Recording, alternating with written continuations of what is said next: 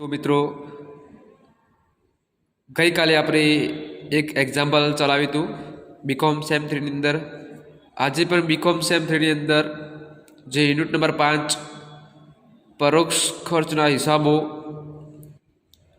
તો એની અંદર આજે ઉદાહરણ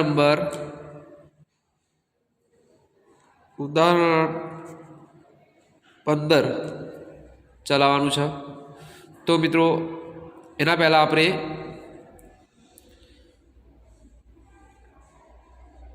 રકમ જોઈશું. તો જો મિત્રો રકમ યંત્ર નંબર 420ને લગતી માર્ચ 2011ના ખર્ચની વિગતો નીચે મુજબ છે. તેના આધારે યાંત્રિક કલાક દર શોધો. યંત્રની કિંમત 50,000 છે. અંદાજ આયુષ્ય કલાક 20,000 છે.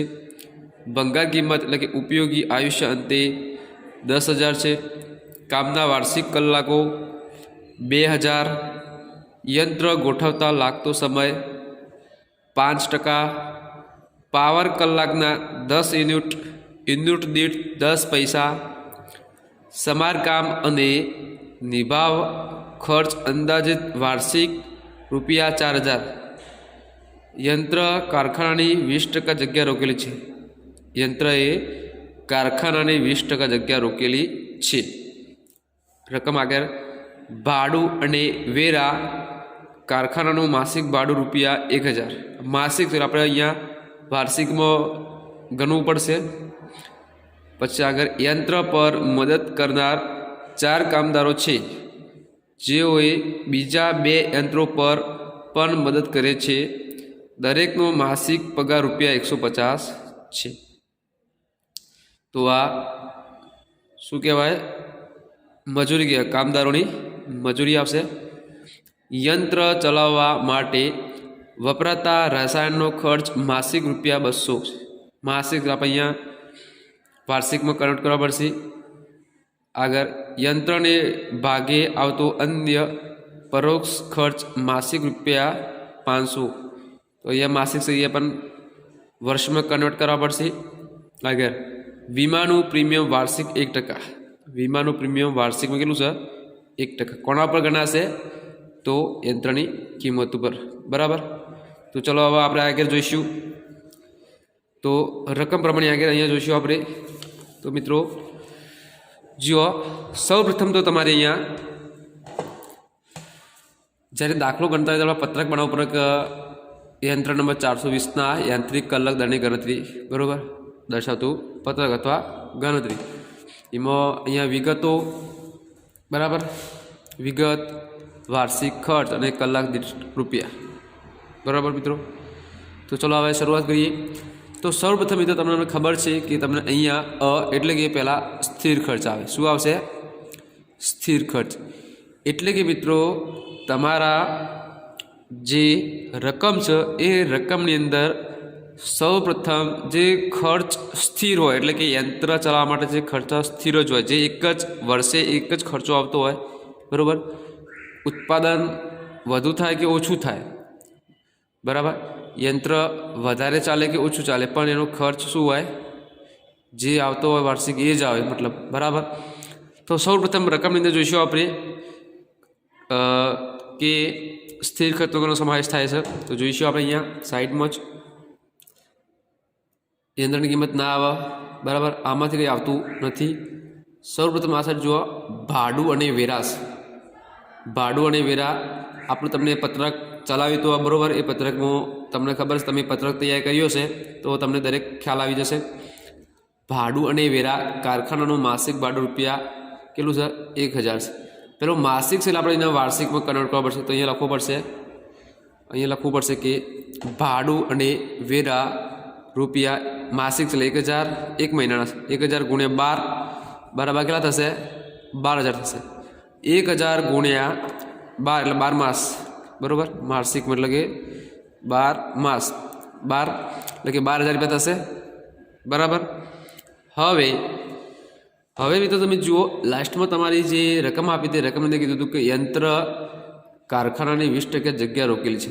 જે યંત્ર છે, બરાબર, એ યંત્ર કારખાનામાં ₹20 જગ્યા રોકેલી છે। અહીંયા શું આવશે? ભાડું અને વેરા। તો રોકેલી જગ્યા ઉપર શું હોય? ભાડું અને વેરા मतलब કે ભાડું આપતા હોય છે। તો 20% એટલે કે 20% આપણે શું કરવું પડશે? બાદ કરવા પડશે। એટલે કે 12,000 ગુણ્યા 20% કરશો એટલે ₹2,400 વાર્ષિક ખર્ચ આવશે। કેટલો આવશે? 2,400 એટલે કે 20% જ જગ્યા રોકાશે। એટલે કે ભાડું કોનું આપવું પડે? જે 20% જગ્યા રોકી હોય એનું જ ભાડું આપણે આપીએ, બરાબર। વાર્ષિક આખા કારખાનામાં જે યંત્રનું જે ભાડું વર્ષનું ₹12,000 આવશે, પણ આપણે એ ભાડું કેટલું આપવાનું છે? જે યંત્ર છે એ 20% જ જગ્યા રોકાશે, તો એ 20% જ આપણે ભાડું અહીંયા આપવાનું થશે। એટલે તો 12,000ના 20% કરશે એટલે 2,400 વાર્ષિક ખર્ચ આવી જશે। હવે મિત્રો આગળ રકમ જોઈશું। એના પછી બીજું શું છે જુઓ, આ આવી ગયું। હવે આટલા યંત્ર પર મદદ કરનાર 4 કામદારો છે, જેઓ બીજા 2 યંત્રો પર પણ મદદ કરે છે। દરેકનો માસિક પગાર ₹150 છે। તો આ મદદ કરનાર એટલે શું કહેવાય? મજૂરી કહેવાય। કામદારોની શું કહેવાય? આ કામદારોની મજૂરી કહેવાય, બરાબર। શું કહેવાય? કામદારોની મજૂરી કહેવાય। તો અહીંયા જોઈશું તો મિત્રો તે આવશે કે પરોક્ષ કામદારની મજૂરી, બરાબર। તો પહેલાં તો મિત્રો અહીંયા જુઓ તમારી રકમની અંદર છે કે 150, તો 150 માસિક છે। પહેલાં તો શું છે? માસિક એટલે કે એક 12 વર્ષમાં કન્વર્ટ કરવા પડશે। બીજું આ માસિક પગાર કેટલા કામદારોનો છે? 4 કામદારોનો, એટલે 150 ગુણ્યા 4 કામદારોને કરવા પડશે, બરાબર। પછી મિત્રો કેટલા યંત્રો છે? તો જો મિત્રો યંત્ર પર મદદ કરનાર 4 કામદારો એટલે કે એક યંત્ર છે, બરાબર, એના પર 4 કામદારો છે। જેઓ બીજા 2 યંત્રો પણ મદદ કરે છે, એટલે કુલ કેટલા થયા? 3 થયા। 2 આ અને 1 આ, બરાબર, એમ કરી 3 યંત્રો થયા। તો મિત્રો જુઓ અહીંયા તમારે જવાબની અંદર પરોક્ષ કામદારની મજૂરી 150 માસિક છે। શું છે? માસિક ₹150 માસિકના છે, એક મહિનાના, ગુણ્યા 4 એટલે શું? જે 4 કામદારો છે એ બરાબર કેટલા થાય? 150 ગુણ્યા 4 બરાબર કેટલા થાય? ₹600 થાય। હવે મિત્રો આ એક મહિનાના છે, તમારે 12 મહિનાને કન્વર્ટ કરવા પડશે। તો 600 ગુણ્યા 12 માસ તો બરાબર 72,000 થશે। એટલે કે 12 6 72 એટલે ₹72,000, એટલે મતલબ કે 7,200 થશે, બરાબર। હવે 7,200 આવ્યા આખા વર્ષના, પણ મિત્રો આપણે આ આખા વર્ષના આવ્યા મજૂરી, બરાબર, પણ કેટલા યંત્રો પર હતી? તો 3 યંત્રો પર। કેટલા યંત્રો પર? તો કે ભાગ્યા 3 યંત્રો, તો બરાબર કેટલા થશે? ₹2,400 થશે, બરાબર। હવે નેક્સ્ટ ટાઈમ આગળ રકમ જુઓ। યંત્ર ચલાવવા માટે વપરાતા રસાયણનો ખર્ચ માસિક ₹200। રસાયણનો ખર્ચ મિત્રો તો આ ચલિત ખર્ચ કહેવાય। શું કહેવાય? સ્થિર ના કહેવાય, કારણ કે કોઈ નક્કી ના હોય કે કેટલું રસાયણ વાપરશે, કેટલું યંત્ર ચાલશે અને કેટલું રસાયણ વપરાશે, એ કોઈ નક્કી હોય નહીં, બરાબર। એટલે કે એનો સ્થિર ખર્ચ કહેવાશે નહીં। નેક્સ્ટ આગળ પરોક્ષ ખર્ચના માસિક ₹500। પરોક્ષ ખર્ચ, તો પરોક્ષ ખર્ચ એ સ્થિર ખર્ચ કહેવાશે। તો સ્થિર ખર્ચ દેવાશે એક મહિનાનો છે, આપણે અહીંયા 12 મહિનામાં કન્વર્ટ કરવા પડશે। અહીંયા પરોક્ષ ખર્ચ 500 જે એક મહિનાના છે ગુણ્યા 12 એટલે કે 12 માસ બરાબર ₹6,000 થશે। તો અહીંયા વાર્ષિક ખર્ચ ₹6,000 થશે। વીમાનું પ્રીમિયમ વાર્ષિક 1%। વીમાનું પ્રીમિયમ વાર્ષિક 1%। તો વીમાનું પ્રીમિયમ પર વાર્ષિક 1% એટલે કે સ્થિર ખર્ચ જ છે। તો વીમો કોના પર લીધો હોય? યંત્ર પર લીધો હોય। યંત્રની કિંમત કેટલી છે? તો ₹50,000 છે। તો 50,000 ગુણ્યા 1% કરો એટલે કેટલા થશે અહીંયા? તો 50,000ના 1% કરો તો અહીંયા ₹500 પ્રીમિયમ થશે। વીમા પ્રીમિયમ ₹50,000ના 1% લેખે ₹500 થાય। તો મિત્રો દરેક આપણે રકમ અંદર વિગતો લઈ લીધી। હવે શું કરશું? એટલે મતલબ કે સ્થિર ખર્ચ દરેક આવી ગયા, તો વાર્ષિક ખર્ચનો સરવાળો કરીશું તો 11,300 સરવાળો થશે। કેટલો થશે? 11,300 સરવાળો થશે મિત્રો, બરાબર। હવે મિત્રો કુલ ખર્ચ થયો તો હવે કલાક દીઠ પણ ખર્ચ એટલે કે કલાકનો ખર્ચમાં શોધવો પડશે। તો અહીંયા 1 કલાક સ્થિર ખર્ચ એટલે કે 11,300 ભાગ્યા 1900 1900 તો 1900 ક્યાંથી આવ્યા તો મિત્રો જોઈએ આપણે ગણતરી કરીશું। તમારી રકમની અંદર અહીંયા કામના વાર્ષિક કલાકો કેટલા આપ્યા છે 2000 આપ્યા છે। તો આમ તો તમારા જે જવાબ લખતા હોય એના કોઠા પર 2000 લખી દેવા પડે, પણ આમાં શું કીધું છે કે કામના વાર્ષિક કલાકો 2000 બરાબર, એટલે યંત્ર ગોઠવતા લાગતો સમય 5% થયો છે।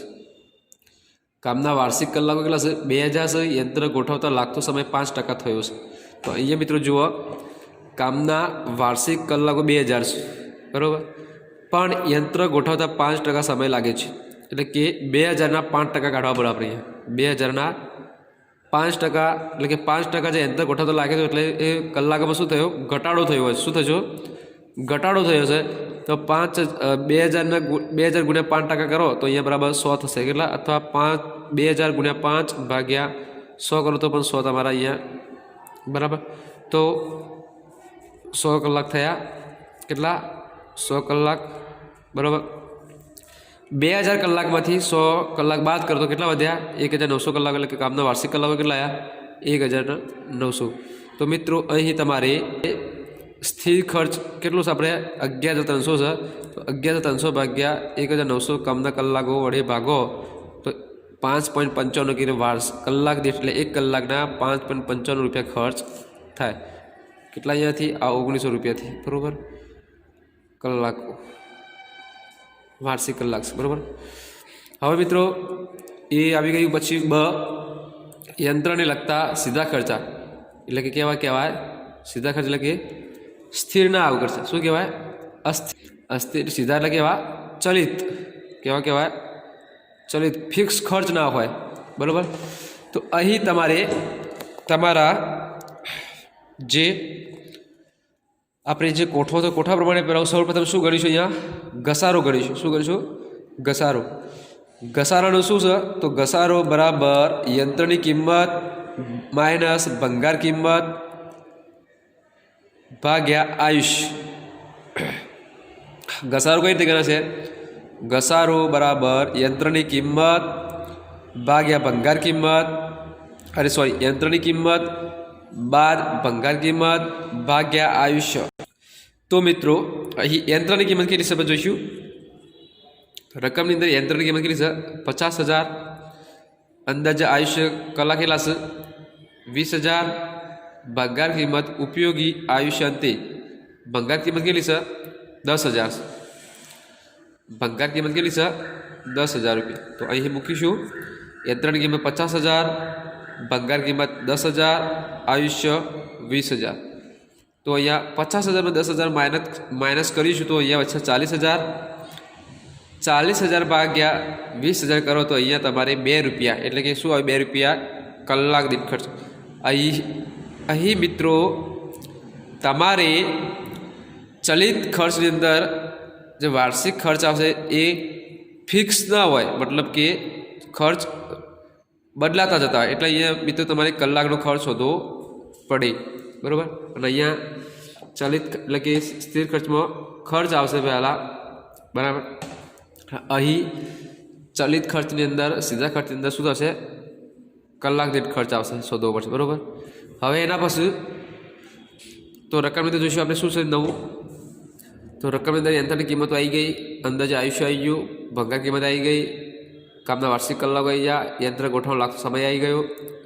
હવે પાવર કલાકના 10 યુનિટ દીઠ 10 પૈસા। તો પાવર એટલે કે પાવરનો પણ નક્કી ના કેટલો વપરાશે કેટલો નહીં વપરાશે બરાબર। તો પાવર અહીંયા સ્થિર એટલે કે ચલિત ખર્ચની અંદર આવશે બરાબર। તો અહીંયા લખીશું પાવર 10 યુનિટ ગુણ્યા 10 પૈસા એટલે કે 10 યુનિટના કેટલા 10 પૈસા। 1 કલાકના 10 યુનિટ 1 કલાકમાં 10 યુનિટ બરાબર। એવા 1 યુનિટના 10 પૈસા તો કેટલા થશે 10 ગુણ્યા 10 યુનિટ ગુણ્યા 10 પૈસા કરીશું તો અહીંયા 1 રૂપિયો આવશે। તો અહીંયા લખી દેવાનું 1 રૂપિયો કેટલો 1 રૂપિયા તમારે મિત્રો કલાક દીઠ વાર્ષિક ખર્ચ રૂપિયા 1 રૂપિયો। હવે આગળ જોઈશું નેક્સ્ટ સમારકામ અને નિભાવ ખર્ચ અંદાજે વાર્ષિક 4,000 રૂપિયા છે। કેટલો છે 4,000 રૂપિયા વાર્ષિક છે બરાબર। તો અહીંયા જુઓ સમારકામ અને નિભાવ ખર્ચ 4000 રૂપિયા બરાબર 4000 રૂપિયા છે। હવે 4000 ભાગ્યા કેટલા થશે કામના વાર્ષિક કલાક કેટલા કલાક શું કામના વાર્ષિક કલાક 1900 વડે કેમ 1900 વડે ભાગીએ છીએ તો અહીંયા આપણે શું શોધવાનું છે કલાક દીઠ ખર્ચ શોધવાનો છે। ચલિત ખર્ચમાં હંમેશા કલાક દીઠ ખર્ચ શોધાશે બરાબર। તો 4000 રકમ આપી છે સામાન અને નિભાવ ખર્ચની વાર્ષિક 4000 ભાગ્યા 1900 કરશો તો અહીંયા 2.11 તમારે કલાક દીઠ ખર્ચ મળશે કેટલો કલાક દીઠ 2.11 રૂપિયા બરાબર।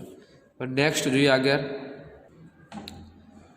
ખર્ચ આવી ગયું તો યંત્રના કારખાના 20% જગ્યાએ એ પણ આવી ગયું। હવે શું બાકી રહ્યું આ પણ આવી ગયું हाँ यंत्र चलावा माटे वपराता रसायन खर्चनो मासिक ₹200 रसायन खर्च ए शुं कहेवाय चलित खर्च कहेवाय। तो अहींया जोईशुं आपणे मित्रों 4 यंत्र चलाववानुं रसायन तो यंत्र चलाववा माटे जे रसायननो वपराश थतो होय एवा आ केवा छे मासिक एटले के एक महीनाना ₹200 छे बराबर। तो 12 महीनाना 12 मासना केटला तो 200 × 12 એટલે 2400 ભાગ્યા 1900 કરો 1900 કેમ 1900 થાય મિત્રો તો 1900 એટલે કે કામના વાર્ષિક કલાક વડે આપણે અહીંયા ભાગો એટલે કેટલા થશે તો 2400 ભાગ્યા 1900 કરો એટલે 1.24 સોરી મિત્રો 1.26 રૂપિયા થશે 1.26 રૂપિયા। તો મિત્રો અહીંયા દરેક વિગતો આવી ગઈ છે। હવે આપણે જે વાર્ષિક કલાક દીઠનો ખર્ચ છે બધો બરાબર એનો સરવાળો કરીએ તો 12.32 સરવાળો થશે દરેકનો। સ્થિર કે ચલિત બંનેનો સરવાળો થાય સ્થિર ખર્ચનો અને ચલિત ખર્ચનો સરવાળો થાય બરાબર। એનો સરવાળો થઈ જાય એટલે અહીંયા આવશે 12.32 સરવાળો આવશે। आ 12.32 सरवाळो शुं कहेवाय यांत्रिक कलाकनो दर कहेवाय शुं कहेवाय यांत्रिक कलाकनो दर। तो मित्रों अहींया आपणुं एक्जाम पूरुं थाय छे। Thank you.